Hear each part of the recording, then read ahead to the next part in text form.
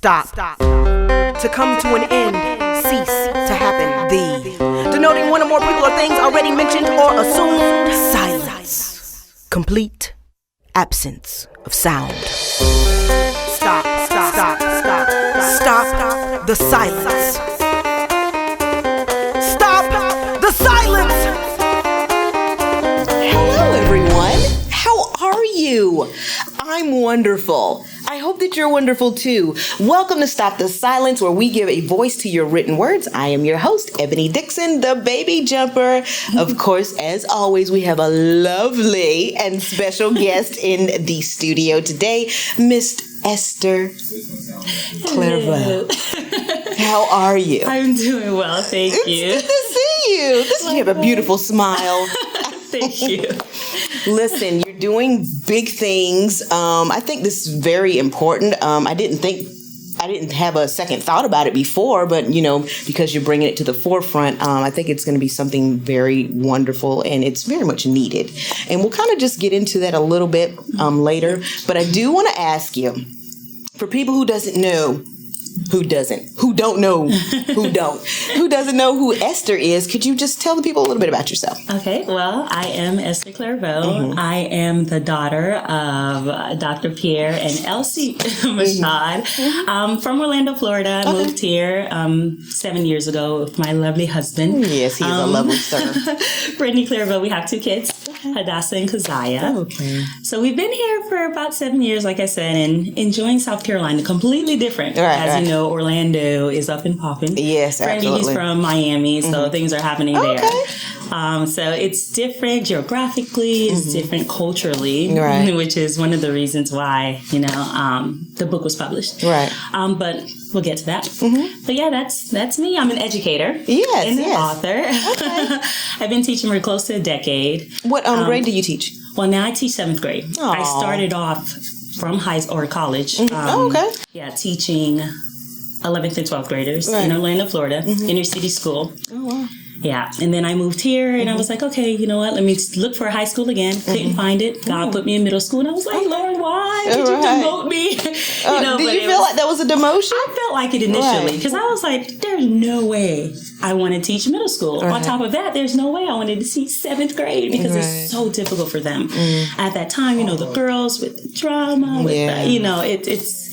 it was challenging, but after coming into the classroom and seeing such a need, I was able to create different things to meet their needs.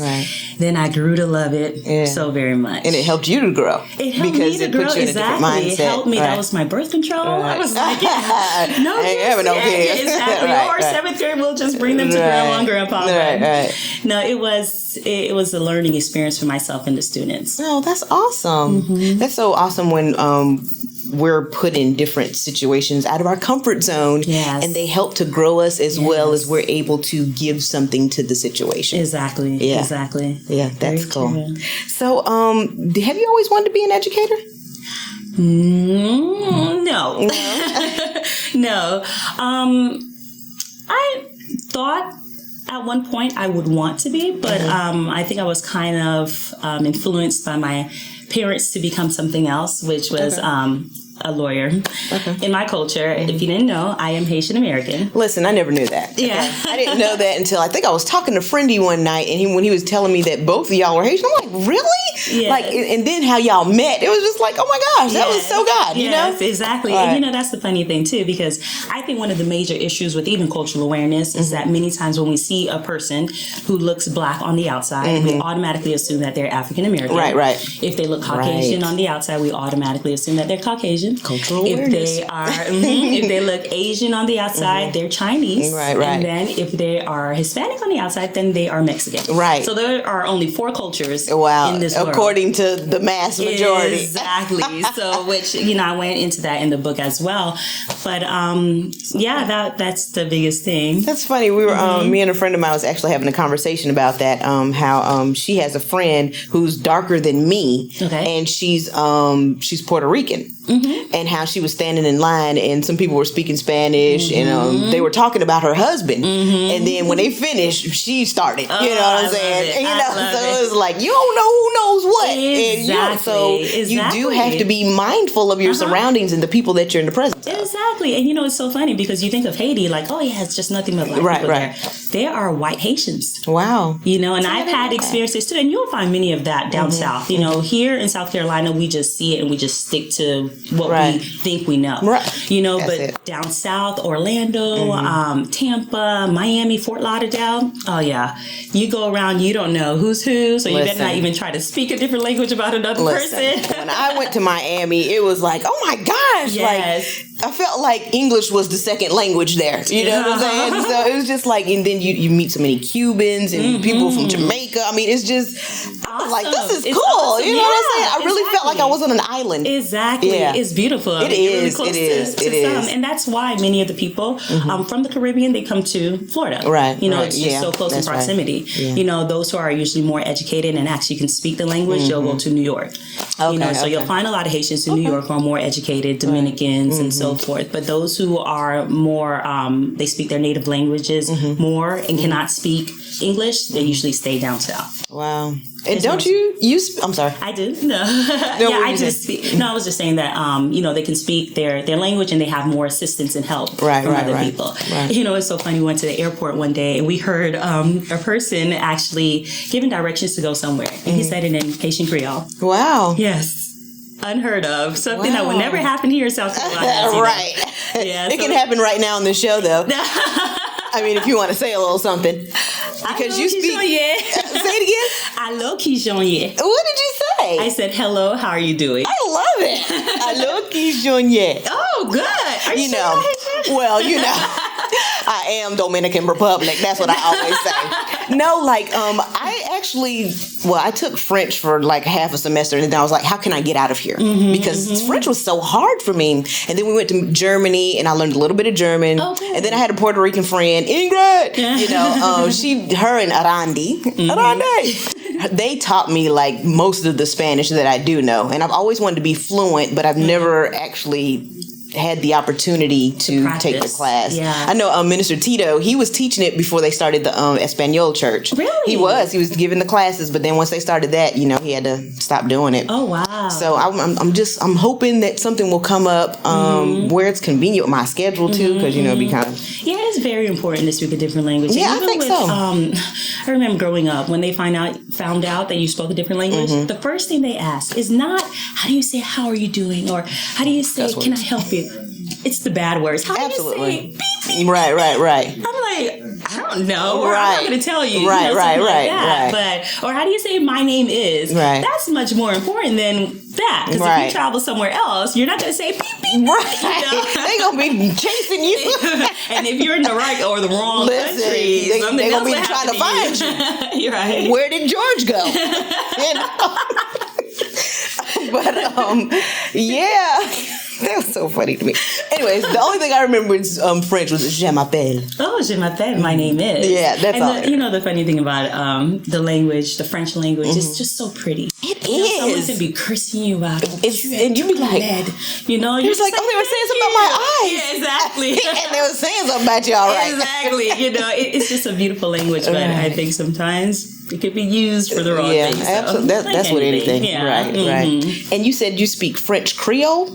Well, Haitian Creole. Haitian Creole. Because there are different Creole languages around the Caribbean. Okay. So it's in Haiti, when the slaves were actually brought or sent to Haiti. And actually, if you didn't know, Haiti is actually the first Black republic to gain its independence. Oh, wow. Didn't know that. So it started a domino effect around the Caribbean. Oh, wow. In Latin America. Thank you. Thank your people.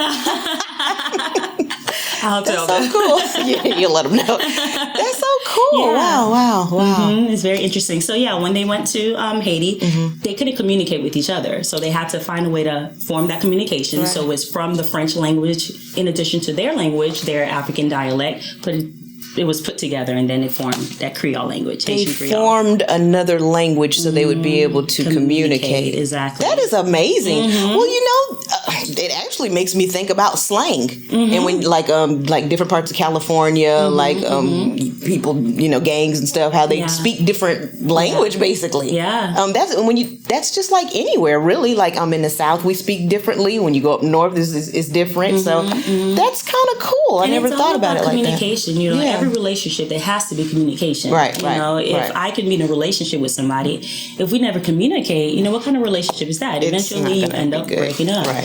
So, even with the whole cultural awareness aspect, if we intend to communicate with each other, we have to learn each other's language. Right. And it's not English, Spanish, not that type of language, but what traditions do you have? What are some of your customs, or what are some things that I should not say, because maybe that would offend you. Right. That's why cultural awareness is so very, very important. And I believe... I'm sorry, no, go ahead, you believe. No, I believe a lot of, or some, I don't want to say a lot, sometimes it is ignorance, certain things people say on air. The last thing, which the H&M thing, when he had the shirt that it said monkey or king of...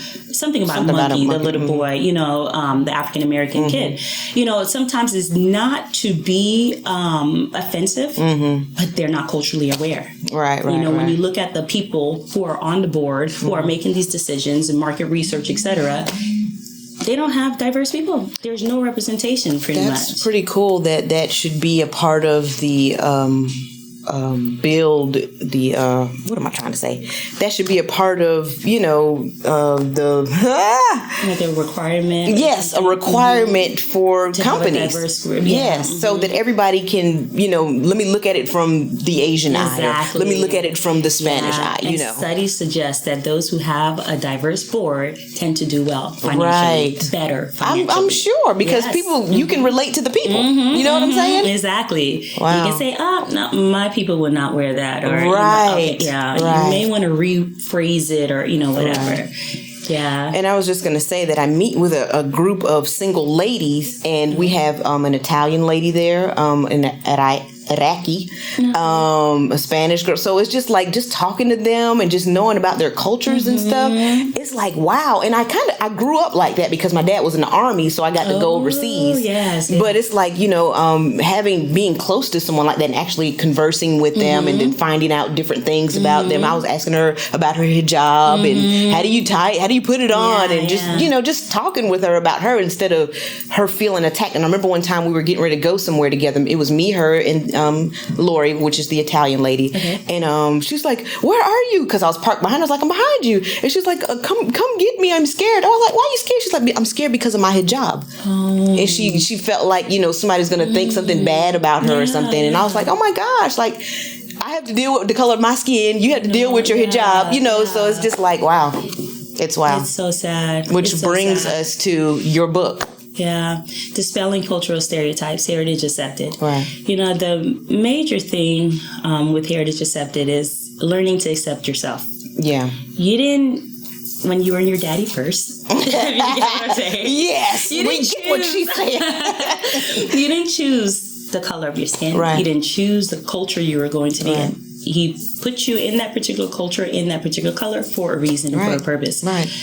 But with that, I think so many times we don't accept it. Yeah. I think that has a lot to do with growing up where we are and just listening to scarred people. Yes. Who do not accept their culture. Right. That's planting seeds in you exactly. as a young child. Exactly. It's always the negative things. Yeah. Even if I were to say... It's so sad. And it starts so young. Yeah. In the beginning, kids, they don't see color. They don't. They play together. If you put a whole bunch of babies in this room, they're going to be playing together. Yes. They don't identify each other by the color of their skin. Right. But when you're older, if somebody was trying to describe you, it's the black girl with natural hair. Right. Why does that have to be the first description? Why couldn't it be, it's the girl who's tall and she wears jeans jackets sometime, or, the earrings, or, whatever. But it's always the black girl or the white or the Haitian or the Mexican or the, whatever. I think that's just how we were brought up, like programmed at times. Yeah, there's a that can be in so many different ways.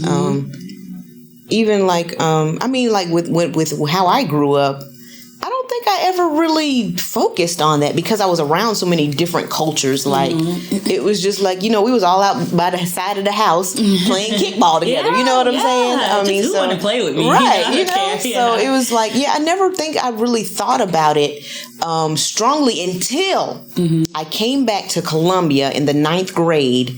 And I noticed a difference, even with the black people. I noticed that it was like, I was like, why is everybody so angry? Because I wasn't used to that. And then I remember one time we went to Myrtle Beach, and it was me and a few other girls in the car, and somebody threw a noose out the window. That was the first time I ever experienced any type of racism. And I was like, oh my gosh, maybe we should go home. You know what I'm saying? Because I ain't about this life. Wow. So, so I wasn't used to that because I grew up in the Army, So it was just, that was something. You know where I grew up, Orlando, Florida. Growing up, I had to, it was a little difficult at first for me to just accept my heritage, Haitian American, because, I grew up in a Haitian household. Our culture, everything, we were taught to do everything around the Haitian culture. Right.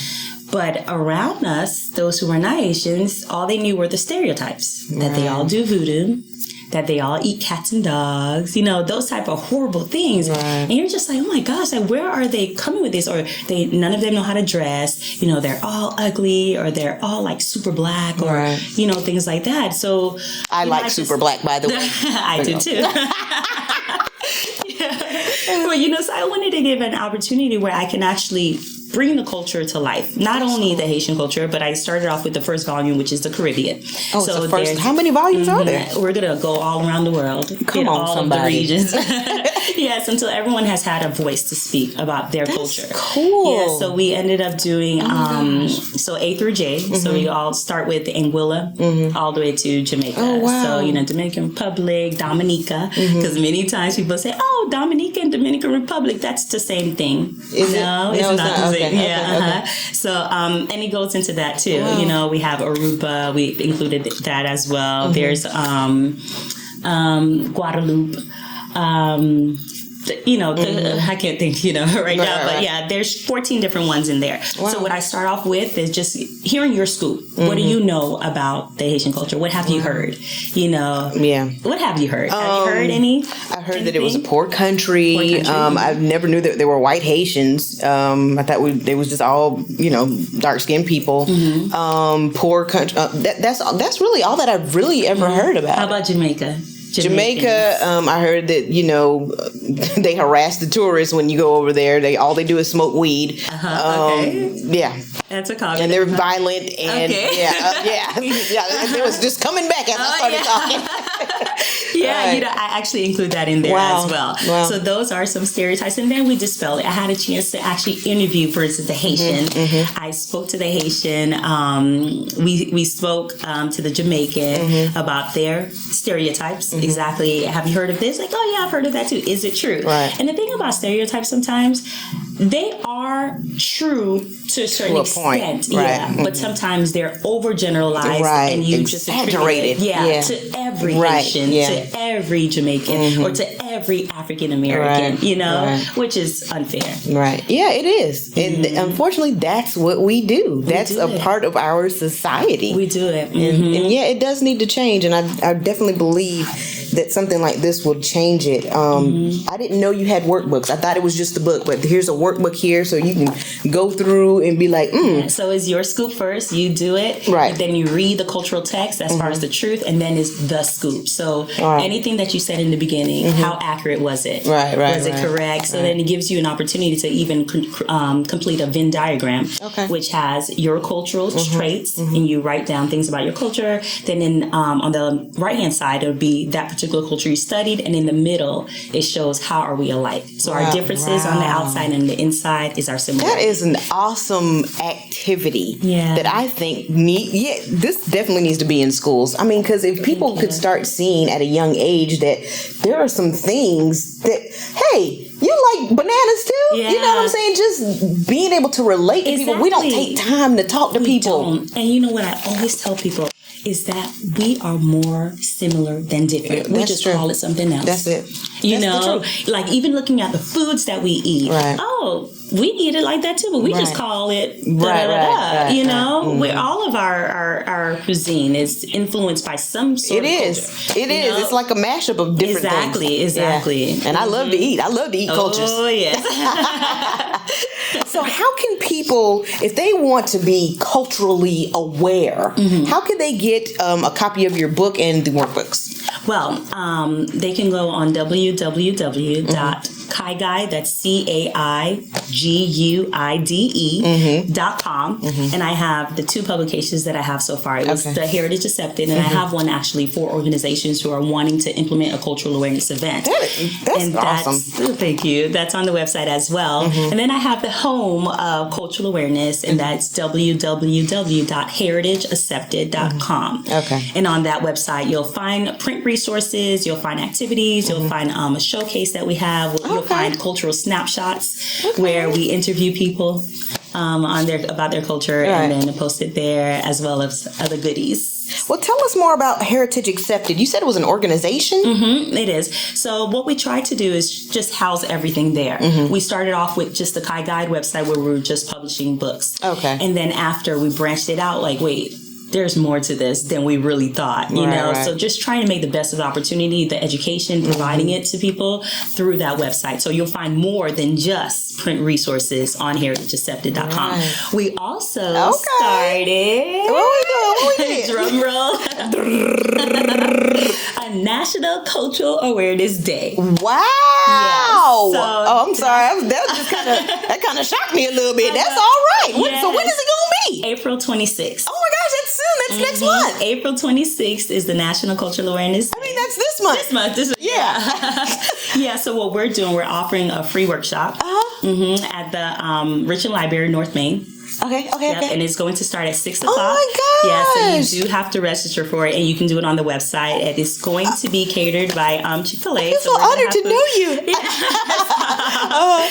So we're just going to be real. You know, we're going to have that talk. I gotta go. Have that conversation. And the funny thing about it is people want to talk about their cultures. They do. They want to. I mean, they get excited. Like, let me share with you about myself. Exactly. And because it's not done so often, I think people are kind of pushed back a little bit, like, why are you asking me, or what are you trying to say about me, right. You know, what are you going to conclude after we have this conversation? But you know, I've had a chance actually, like 2 days ago, I saw a guy, he was sitting down, and clearly I knew he wasn't American, you know, by certain features, of course. So I asked him, what was he, and so forth. And we came, he told me that he was Vietnamese American. Oh, wow. So we just had a conversation, and I was like, okay, so if you could ask me anything about the African American culture, what would it be? So he asked me questions about ashy, the word ashy. Why? That's when you ain't got no lotion on. Yeah, exactly. What is it, and why is it so important? So, you know, I broke it down.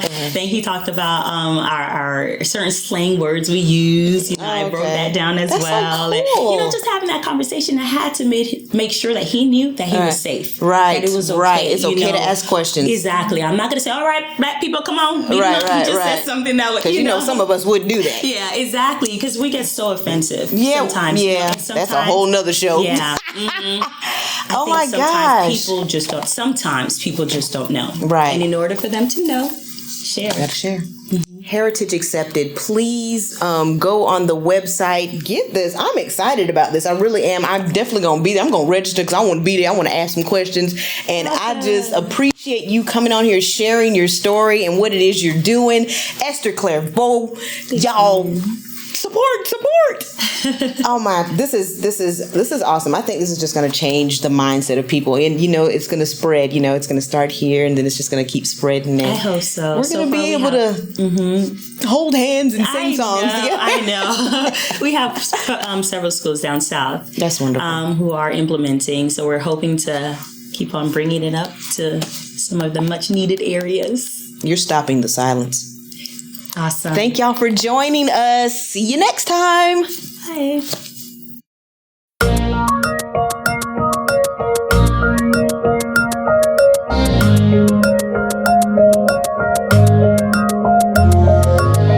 Don't you know it's God who made me? No, I did not make myself. Yes, I know that God does love me, so I have to love myself. Don't you know it's God who made me? No, I did not make myself. so I have to love myself. He knew me even before the foundation of the earth, and before my birth he watched me being formed in my mother's womb. He put me in the skin that I'm in, not to blend but to stand out in a crowd. And even though my voice isn't heard yet, one day I can say out loud that it's he who made me and not me myself. So just like an artist whose business is perfection, he sculpted me in 9 months, adding and taking away things that would eventually produce a unique concoction of blessings dipped in pure love. Then when I physically appeared, he placed me in the care of those who would help to shape my young mind. And as I grow older, I have to decide what it is I should take with me and what it is I should leave behind. Don't you know it's God who made me? No, I did not make myself. Yes, I know that God does love me, so I have to love myself. Don't you know it's God who made me? No, I did not make myself. Yes, I know that God does love me, so I have to love myself. So every time you look at me, you see an original carbon copy of who God made me to be. And every time you talk to me, you hear the words of people in my life that surrounded me. So don't pound me with your fist because of this shell of skin that I live in. Cause I am fearfully and wonderfully made, and I am every shade of a caramel colored rainbow. I am lighter than light skin can pass for white skin. I am red like Native American Indian. My complexion is golden honey like rays of sunlight. Mocha latte ain't got nothing on me, right? He also made me dark like Thanksgiving gravy, so I have to embrace me. And if I don't, then everyone else will hate me. Don't you know it's God who made me? No, I did not make myself. Yes, I know that God does love me, so I have to love myself. Don't you know it's God who made me? No, I did not make myself. Yes, I know that God does love me, so I have to love myself. So don't debate with me on what I should look like, when I speak what I should sound like, as I move what I should walk like, and when I do all three things simultaneously, what I should act like. He made me, so I shouldn't even criticize the beautiful reflection that I see in the mirror every day. And every day with the Father as I draw near, it becomes more clear. It becomes clear.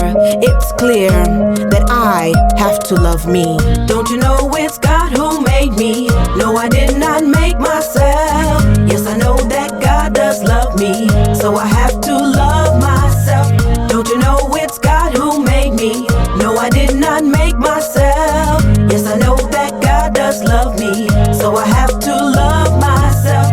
Don't you know it's God who made me?